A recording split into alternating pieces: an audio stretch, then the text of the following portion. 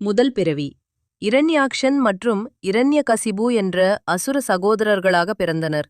இரண்யாக்ஷன் பிரம்மாவிடம் கடும் தவம் செய்து வரம் பெற்றான். என்னை ஆண், பெண், மிருகம், மனிதன், தேவர், அசுரன் எதுவும் கொல்லக்கூடாது. பன்றி உருவை மட்டும் சொல்லவில்லை.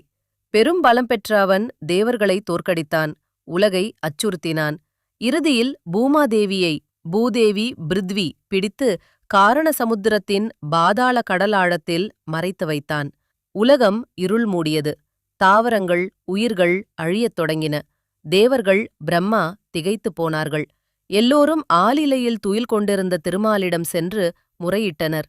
பிரம்மாவின் நாசியிலிருந்து அல்லது ஆலிலையிலிருந்து திருமால் சிறிய வெள்ளை பன்றி ஸ்வேதவராகம் உருவில் வெளிப்பட்டார், கட்டை விரல் அளவு.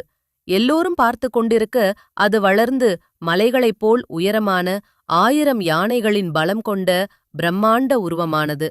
வெண்மையான உடல், வைரம் போல் ஜொலிக்கும் கொம்புகள். தேவர்கள் ஸ்தோத்திரம் செய்தனர். வராகர் கடலுக்குள் இறங்கினார், ஆழமான காரண சமுத்திரத்தில். கொடிய போர். 1000 ஆண்டுகள் கடலடியில் இரண்யாக்ஷன் வராகரை சந்தித்தான். இது யார், பன்றியா என்று பரிகாசம் செய்தான். இருவரும் போரில் ஈடுபட்டனர். போர் 1000 தெய்வீக ஆண்டுகள் நீடித்தது.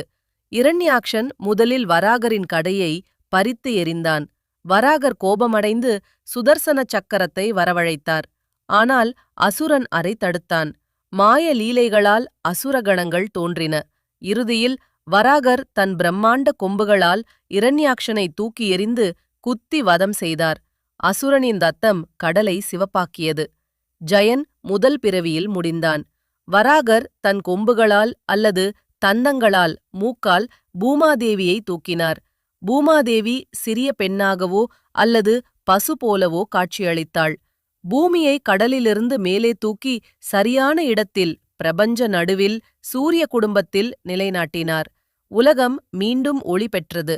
பூமாதேவி மகிழ்ச்சியடைந்து வராகரை தன் பூதேவி கூறினாள், நாதா, நீங்கள் இல்லையெனில் உலகம் அழிந்திருக்கும். தர்மத்தை காப்பவரே, உமக்கு நமஸ்காரம். இந்த அவதாரத்தின் அர்த்தம் அகங்காரம் அழிவை தரும் தர்மம்.